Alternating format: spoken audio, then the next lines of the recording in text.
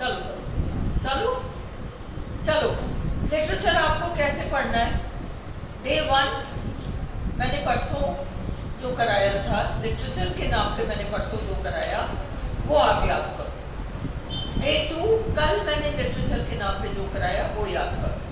ऐसे अगले 30 मतलब 30 डेज हमारे पूरे हो जाएं, उसमें मैं जितना लिटरेचर के नाम पे करा रही हूँ एवरी डे याद कर लो ताकि लोड ना हो। बस उतना सा आपको लिटरेचर करना है, ग्रामर रिवीजन तो चल ही रहा है। चलो आज हम कर रहे हैं लिटरेरी टर्म्स, और आपके पास अगर आप देखो तो 18 1 2 3 4 5 6 करके 18 तक है आपके पास, है ना? और नीचे अगर आप देखो, कोई बात नहीं लाइट जाने दो, अगर नीचे आप देखो तो 22 है। इसका मतलब 4 ऐसी चीजें हैं जो ऊपर मेंशन्ड नहीं है। 18 ऊपर है, 22 नीचे है, मैच द फॉलोइंग है। और अगला अपन से पूछ रहा है कि भाई ये कौन से 4 मिसिंग है। अपन तो अपने रिवीजन के लिए पढ़ रहे हैं। सबसे पहले है नंबर 1 है इमेजरी। इमेजरी किसे कहते हैं? नीचे ढूंढो। इमेजरी यानी कल मैंने आपको कीवर्ड बताया था वर्ड पिक्चर्स, तो 11 नंबर पर है making word pictures appealing to the senses. ये आपका नंबर 1 है। नंबर 2 है प्लॉट। अब प्लॉट के लिए आप क्या देखोगे? Events of a story. कल हमने फोर शैडोइंग देखा था कि पहले से हमें राइटर आभास करा देता है कि आगे क्या होगा। राइटर 17 नंबर देखो, writer hinting at something to happen. Number 4 alliteration. Alliteration example दे रखा है, Peter Piper picked a peck of pickled pepper। Peter Piper picked a peck of pickled pepper। PPP alliteration। 5वां ओनोमैटोपिया। 5वां ही सो बज आ, ये सब आपका ओनोमैटोपिया हो गया। Rhyme scheme A A B B C C A B B C, ये सारा आपका राइम स्कीम को मैच करता है। अपने को जस्ट मैच करना है। 7th है पर्सोनिफिकेशन। इनमें से कौन सा छांटोगे? The trees branches lifted the wind. पेड़ों की शाखाओं ने हवा को लिफ्ट किया, मानो उनके हाथ हो लिफ्ट करने के लिए। ये आपका नंबर 9। 8वां है metaphor. Her eyes were blue fire. Very good. 9वां है simile. His eyes were like pieces of coal। तुमने गलती से इसको मेटाफर बता दिया था ना? नहीं, इसको मत देखो, लाइक आ रहा है ना, तो ऐसे एग्जाम में कर दोगी तो नहीं चलेगा ना। चलो सिमिली। स्ट्रक्चर किसे कहते हैं? स्ट्रक्चर समझो। How a literary piece is written and put together. कोई भी साहित्यिक रचना कैसे, मतलब उसके पीसेस को जोड़ा जाता है, उसका स्ट्रक्चर कैसे होता है, ये ठीक है। तो अब एक बार बताओ, प्लॉट और स्ट्रक्चर दो टर्म्स है। प्लॉट तो घटनाक्रम है, घटनाक्रम आपका प्लॉट है। हाँ? नहीं, एक स्टोरी का भी प्लॉट होता है। ड्रामा में प्लॉट तो होता ही है, पर किसी नॉवेल का भी प्लॉट होता है। घर पे बैठ के पढ़ रहे हैं उसे। ड्रामा में एक्शन कंपल्सरी होता है, ट्रेजेडी वगैरह में एक्शन जरूरी होता है। तो प्लॉट और स्ट्रक्चर कैसे जोड़कर उसको एक बनाया गया है। सिंबल, हमेशा सिंबल याद रखना। रिप्रेजेंट शब्द कहीं ना कहीं तुम्हें मिलेगा। Representation of something else. फिर है नैरेटिव, अ स्टोरी टोल्ड और रिटन। एक कहानी जिसे या तो सुनाया जाए या जिसे लिखित रूप में हम पढ़ें। मोटिव, कल मैंने कहा था ना मोटिव छोड़ दो, ये इन्होंने करेक्ट दिया है। Recurring symbols in a story, एक ही नमूना बार बार कहानी में लौट कर आए, उसे मोटिव कहते हैं। Conflict, conflict tension, problem, issue, strife. Strife भी वही है, संघर्ष। थीम, जो सेंट्रल मैसेज होता है, सेंट्रल मैसेज।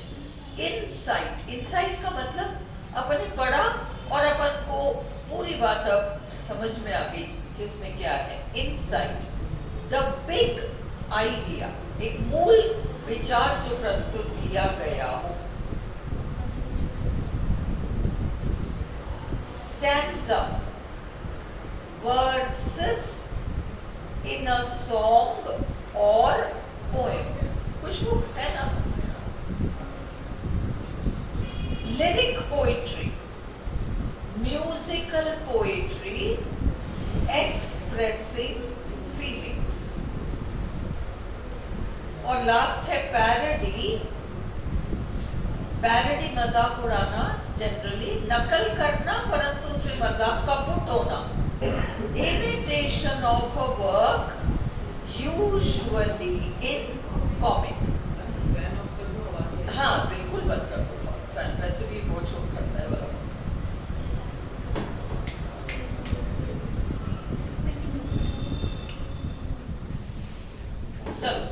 ये अपना 18 हो गया। अब देखो 4 रह गए अपने 4 रह गए। एक तो 19 नंबर देखो, 20 देखो, 21 देखो, 22 देखो। 19, 20, 21, 22। 19 है the high point of interest in a story. इसे क्या कहते हैं? क्लाइमैक्स। दरवाजा बंद कर दो। क्लाइमैक्स, बिल्कुल। 20वां, main character in a literary work, protagonist. Very good. Time and place of the action of a story. हाँ, very good. Setting. A brief work of fiction, short story, है ना? Very good. चलो, अब आप next खोलो। मैंने आज सुबह भेजा था diasporic writers and diasporic literature.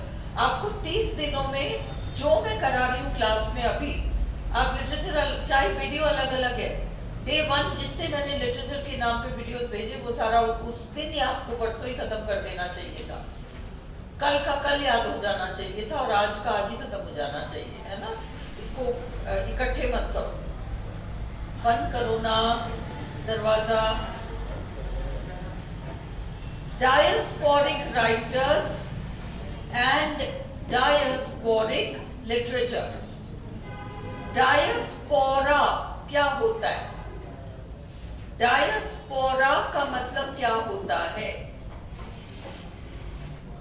किसी देश के राइटर्स, किसी देश के राइटर्स जो कि स्वदेश को छोड़कर अन्य देशों में जाकर बस गए, वो सारे डायस्पोरिक राइटर्स हो गए। इसका मतलब अगर इंडिया के राइटर्स हैं और अब वो इंडिया में नहीं बसे हुए, वो दुनिया के अन्य देशों में कहीं बसे हुए हैं और वही लिख रहे हैं, तो वो सारे हमारे डायस्पोरिक राइटर्स हो जाएंगे। Is this clear to you? Harshit आज लाइव नहीं हो पाया क्योंकि नेट ही नहीं आ रहा इधर। कल मैं घर से वाईफाई ले आऊंगी, यहाँ लगा देंगे, फिर लाइव करेंगे। लाइव तो करना ही है, बच्चे जो घर पे बैठे हैं। Diasporic literature is something written by authors who live outside their native land. Diasporic literature is something written by authors, मतलब literature written by authors जो कि who live outside their native land. Diasporic literature, diasporic writers. Diaspora उससे जुड़ा हुआ term है। It is characterized, diasporic literature के मूल बातें क्या हैं? उसमें हमेशा स्वदेश की यादें होंगी, नॉस्टैल्जिया, स्वदेश की यादें होंगी। लॉन्गिंग, इस समय हमारे देश में ये हो रहा होगा, है ना, कोई त्योहार है, कुछ है, वहां इस तरीके से मनाया जा रहा होगा, ये सारी बातें। Longing, a search for identity.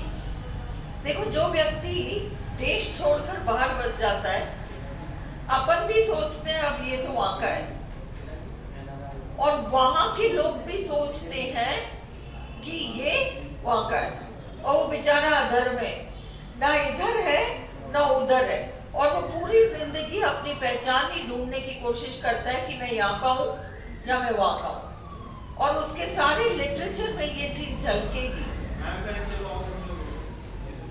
चलाओ ना वहां से, चला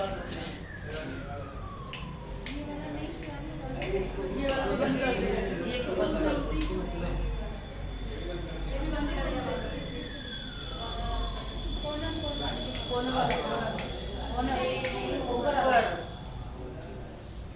हो गया, वही तो था, पहले भी वही चल रहा था। ठीक है, अब चलो। It is characterized by nostalgia, nostalgia, यादें, memories, longing, मन की इच्छाएं, a search for identity and displacement of self. Displacement, क्या होता है displacement? यहाँ की चीज को उठाकर वहां रख दिया तो आपने डिस्प्लेस कर दिया।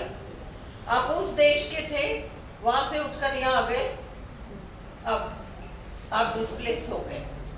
देखो, वो पूछते हैं आपसे कि which of this is not true of, तो आपको पता होना चाहिए, और आप ये नहीं कह सकते कि डायस्पोरा तो उन्होंने हमको दिया ही नहीं है, उन्होंने आपको फिक्शन दिया है। फिक्शन में जितने तरह के राइटर्स हैं, यू शुड नो कि कौन है ना। सलमान रुश्दी, भारती मुखर्जी, अनीता देसाई, किरण देसाई, ये आपके डायस्पोरिक राइटर्स हैं और अनीता देसाई कोर्स में है। विक्रम सेठ, अरविंद दडिगा कोर्स में है, ये डायस्पोरिक है आपके। विक्रम चंद्र, जीत ताइल, Jhumpa Lahiri are well known diasporic writers. Clear? Interpreter of Melodies, Jhumpa Lahiri की बहुत फेमस रचना है, पुलित्जर प्राइज विनिंग रचना है। इसमें 9 शॉर्ट स्टोरीज हैं। Jhumpa Lahiri also wrote the namesake, उसका मूल नाम था नीलांजना सुदेशना। चलो, क्योंकि अनीता देसाई और ये लोग हैं अपने कोर्स में, अरविंद अडिगा वगैरह, और ये डायस्पोरिक राइटर्स हैं, इसलिए अपन को पता होना चाहिए डायस्पोरा क्या है, डायस्पोरिक लिटरेचर क्या है, डायस्पोरिक राइटर्स क्या है, और डायस्पोरिक लिटरेचर के फीचर्स क्या है। Is this okay? चलो, अब हम आज देख रहे हैं, देखो वो एक स्टेटमेंट आपको दे दें और सपोज ये दे दें आपको अ प्रेयर सर्विस और मास फॉर द डेड। अब वो डेड देखकर आप कहोगे ये तो एलिजी होगा, और वो एलिजी नहीं होगा, है ना? तो एलिजी तो एक फॉर्म ऑफ लिटरेचर है, पर उससे मेल खाते हुए जो टर्म्स हैं वो आपको इसलिए पता होना चाहिए कि आपको पता होना चाहिए कि ये चीज एलिजी नहीं है, ये भी चीज एलिजी नहीं है, ये भी चीज एलिजी नहीं है। अंडरस्टूड? इसलिए ये चारों टर्म्स को देखो, एलिजी, यूलजी, रेक्वीम, डर्ज। एलिजी किसे कहते हैं? A poem of serious reflection, गंभीर विचारों से भरा हुआ। क्यों ऐसा होता है, लाइफ में ऐसा क्यों होता है, मरने के बाद इंसान का क्या होता है, अब उसकी जगह कौन भरेगा, बड़े गंभीर विचार। A lament for the dead, मृत व्यक्ति के लिए विलाप, lament. Its major theme is loss. Elegy का मेजर थीम लॉस होगा। यूलजी क्या कहते हैं, किसे कहते हैं? यूलजी एक तरह की स्पीच होती है। देखो, यूलजी और डर्ज में बहुत कम डिफरेंस है। यूलजी एक तरह की स्पीच होती है या कोई लिखित चीज होती है जो कि मृत व्यक्ति के सम्मान में पढ़ी जाती है। खास तौर से अगर जब उसका अंतिम संस्कार हो रहा हो उस समय पढ़ा जाए, या उसके मरने के बाद जो शोक सभा वगैरह ऑर्गेनाइज होता है उस मौके पर पढ़ा जाए, वो सब आपका यूलजी हो जाएगा। वो एलिजी नहीं होगा, वो एलिजी नहीं होगा। A speech, मैं इसलिए कह रही हूँ कि ना दरवाजा बंद करो, पूरे ट्रैफिक की आवाज वीडियो में। जो बच्चे घर पे पढ़ रहे हैं ना, फिर उनको दिक्कत होगी। A speech or piece of writing that praises someone highly, जिसमें खूब जम के तारीफ की जाती है, especially a tribute to someone who has just died. एक तरह का वो श्रद्धांजलि टाइप है, ट्रिब्यूट है एक ऐसे व्यक्ति के लिए जो हाल ही में मरा है। फिर रेक्वीम किसे कहते हैं? रेक्वीम किसे कहते हैं? रेक्वीम का मतलब, अब व्यक्ति मर गया, ओके, अब चर्च में उसके लिए एक प्रार्थना सभा का आयोजन होता है। उसमें जो बोला जाता है वो सारा आपका रेक्वीम। देखो, बाल मात्र का अंतर है। रेक्वीम, यूलजी, एलिजी। एलिजी तो मोटा टर्म है, तो आपको ये बारीकियां पता होनी चाहिए कि नहीं ये एलिजी नहीं, ये तो यूलजी है, ये रेक्वीम है। Dirge, a lament for the dead, एक गीत के रूप में, कविता के रूप में, specially one forming part of a funeral right. अंतिम संस्कार में जो पढ़ा जाता है वो तो यूलॉजी हो गया, और जो कविता के रूप में या गाया जाए वो डर्ज हो गया। एक बड़ी रचना के अंदर किसी के मौत का वर्णन, फिर वो अंतिम संस्कार का वर्णन, उस मौके पर एक गीत गाया जाए, वो डर्ज है। और एलेजी तो अपने आप में पूरी की पूरी एक ऐसी कविता है जो कि विलाप से भरी हुई है। क्लियर? अगला, what is non fiction? What is non fiction?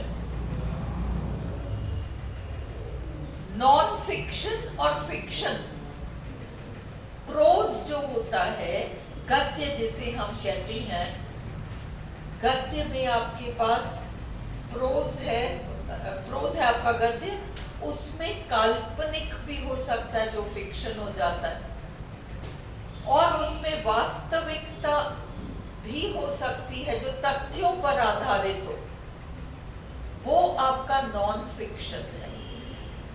किसी न किसी तरीके से कुछ तथ्यों पर वो आधारित है। It is based on facts, तथ्य यानी facts. Okay, non fiction is a genre of literature based on facts, actual events or real people. The text must be factual to be non-fiction.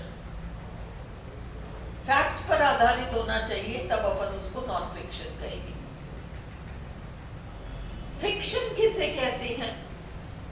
Fiction is a genre of literature that describes imaginary settings, imaginary setting, काल्पनिक backgrounds हैं, imaginary time, imaginary place,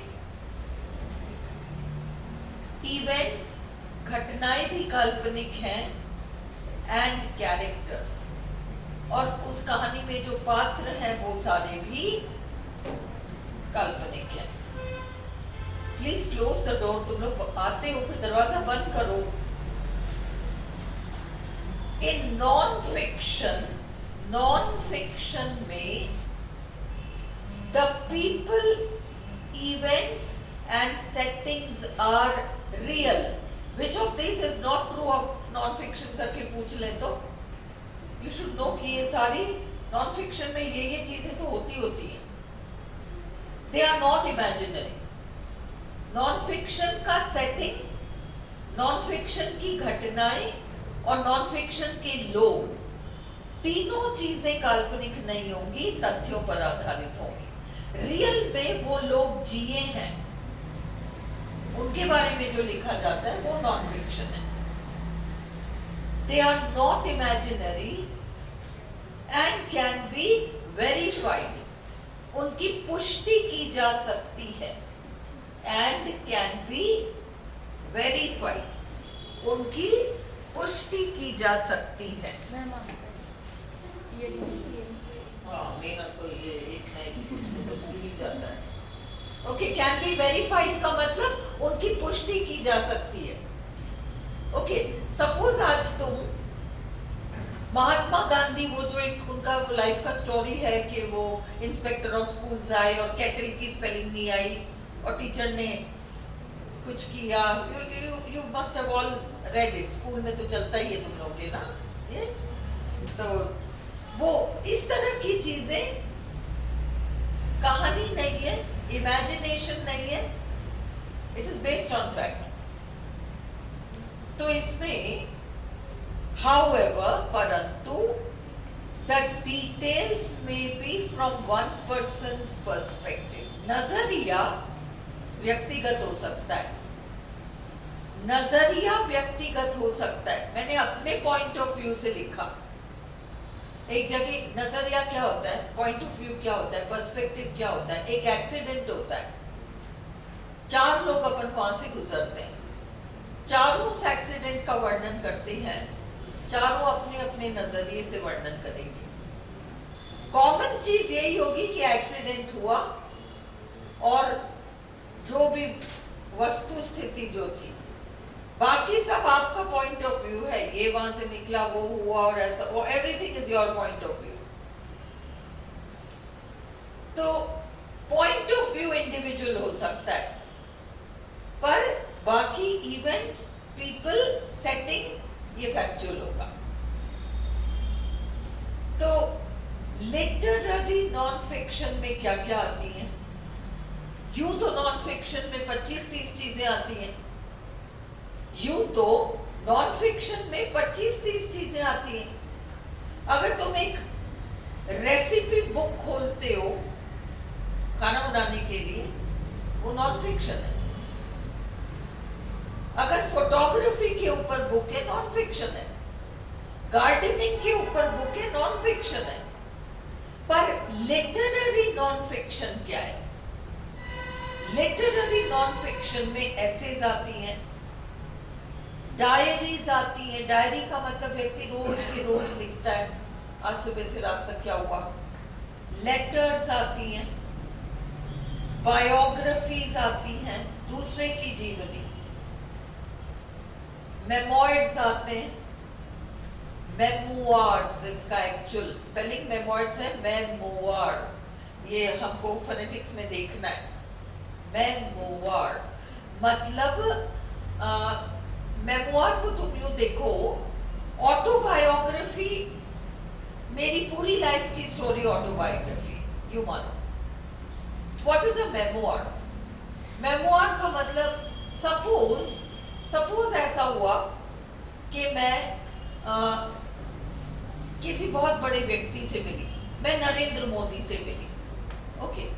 सो अब मैं मिली तो केवल उस मुलाकात का वर्णन मैं कहीं करती हूँ, फैक्चुअल है, मिलके आए हैं, उसका वर्णन कर रहे हैं, पर पूरी लाइफ का वर्णन नहीं है कि मेरे साथ क्या हुआ, बेस्ड ऑन मेमोरी।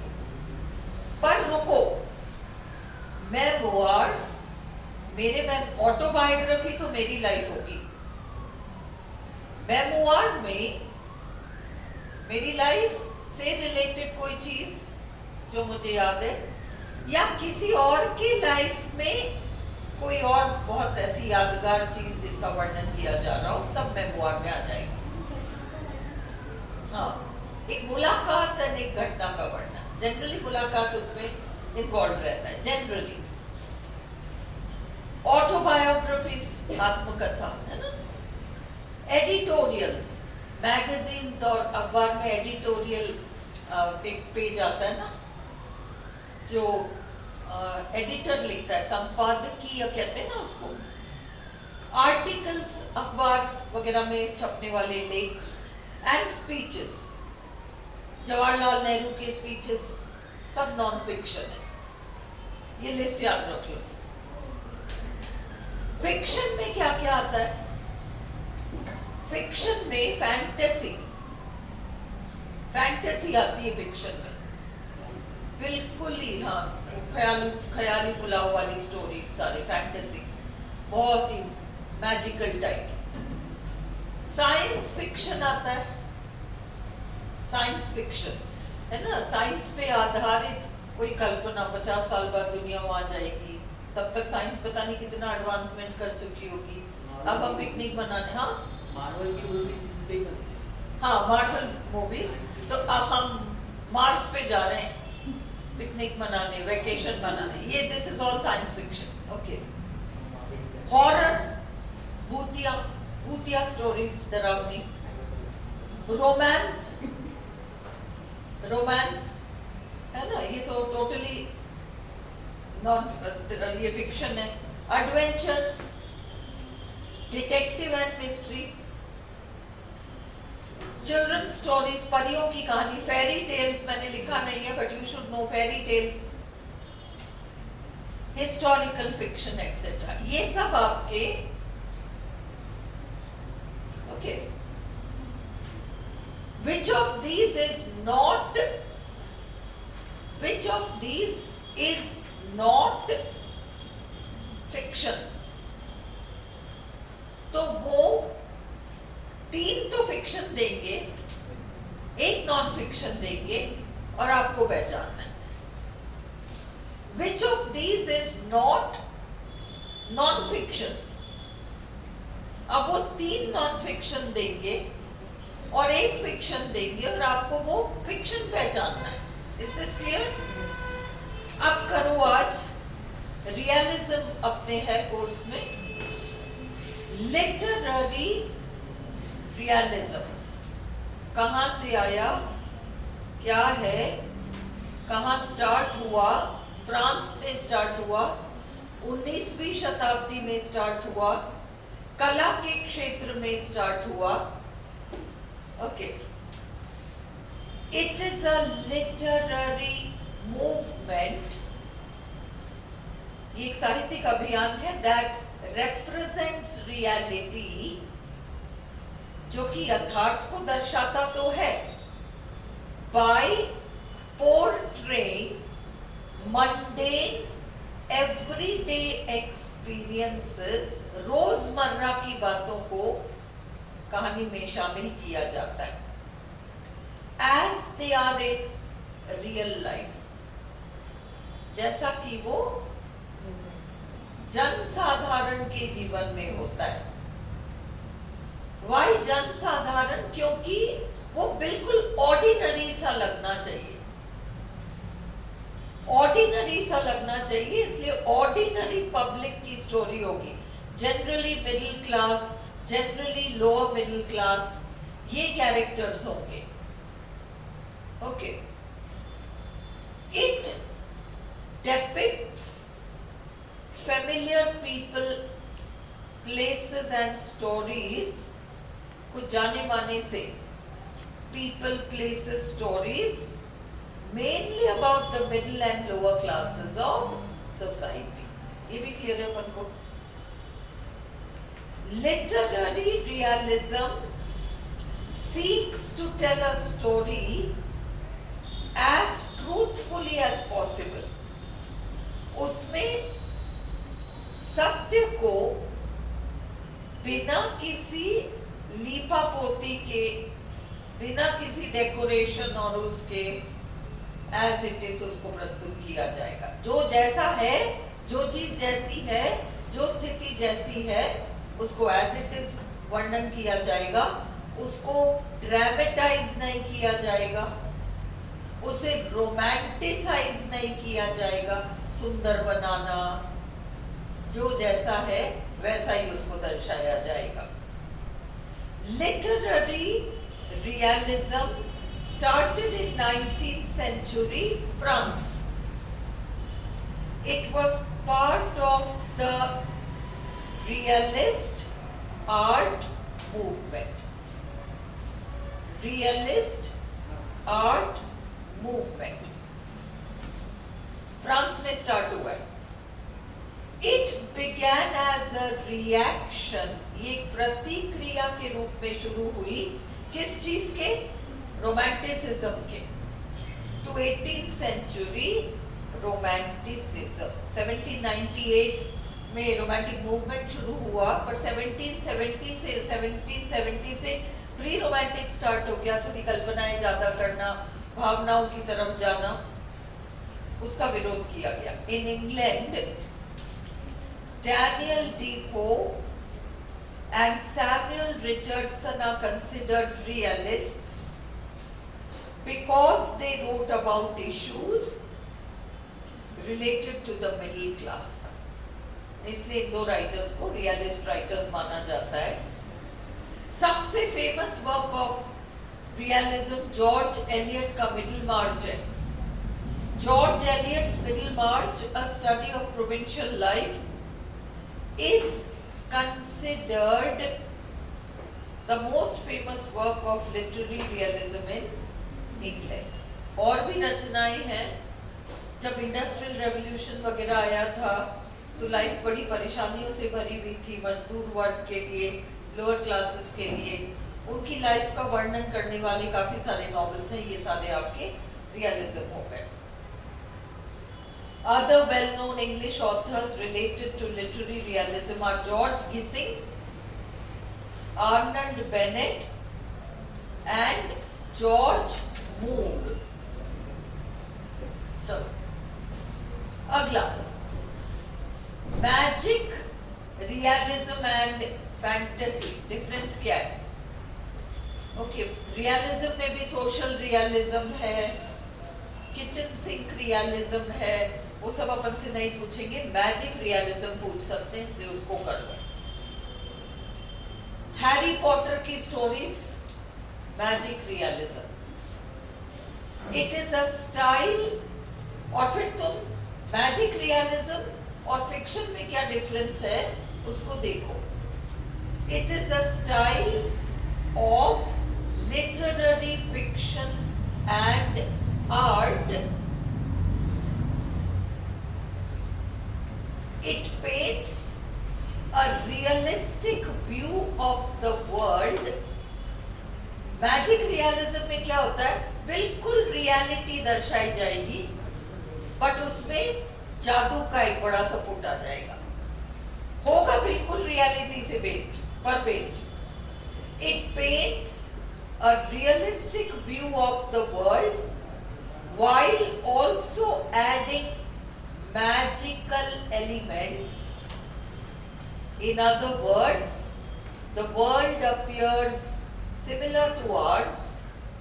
बिल्कुल हमारी दुनिया की तरह दुनिया लगेगी, but includes an element of the extraordinary. उसमें कुछ बहुत extraordinary सी बातें होंगी। Fantasy is very different. Fantasy 100% काल्पनिक है।